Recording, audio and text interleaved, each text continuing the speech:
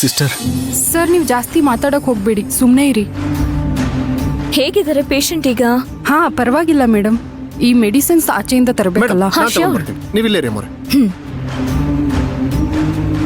Accident ಆಗಿ ಬಿದ್ದಿದ್ ನಿಮ್ಮನ್ನ ಇವರೇ ಕರ್ಕೊಂಬಂದು ಅಡ್ಮಿಟ್ ಮಾಡಿದ್ದು. ಸರಿಯಾದ ಸಮಯಕ್ಕೆ ಬಂದಿಲ್ಲ ಅಂದಿದ್ರೆ ನಿಮ್ ಪ್ರಾಣಕ್ಕೆ ತುಂಬಾ ತೊಂದರೆ ಆಗ್ತಿತ್ತು.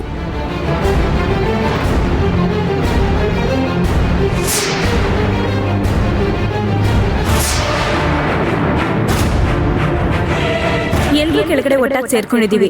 ನೀವಿಬ್ರು ಇಲ್ಲಿದ್ರೆ ಏನ್ ಮಜಾ ಇರುತ್ತೆ. ಬಂದ್ ನೀವು ಸೇರ್ಕೊಳ್ಳಿ. ಬರ್ತೀವಿ, ಹೋಗಿ. ಸರಿ ಮಂತ್ರ.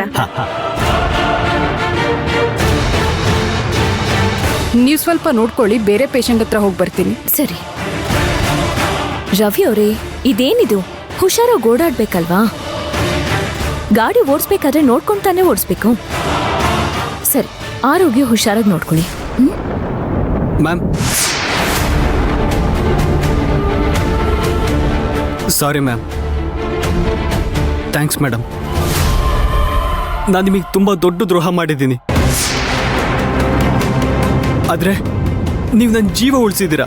ಅಲ್ಲ, ಯಾಕೆ ಈ ತರ ಗಾಡಿ ಓಡಿಸ್ತೀರಾ ನೀವು? ಏನಾದ್ರೂ ಹೆಚ್ಚು ಕಡಿಮೆ ಆದ್ರೆ ನಿಮ್ಮನ್ನ ನಂಬ್ಕೊಂಡವ್ರ ಗತಿ ಏನು?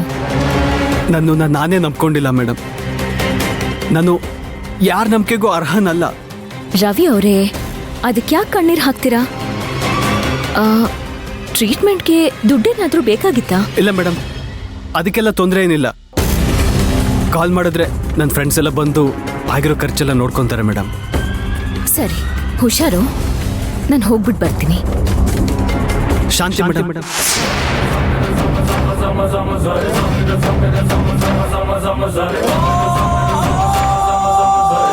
ಶಾಂತಿನಾ? ಯಾರ್ ಶಾಂತಿ? ಹಾಗಾದ್ರೆ ನೀವು ಶಾಂತಿ ಅವ್ರಲ್ವಾ? ನಾನ್ ಶಾಂತಿ ಅಲ್ವಲ್ಲ, ಅರ್ಚನಾ.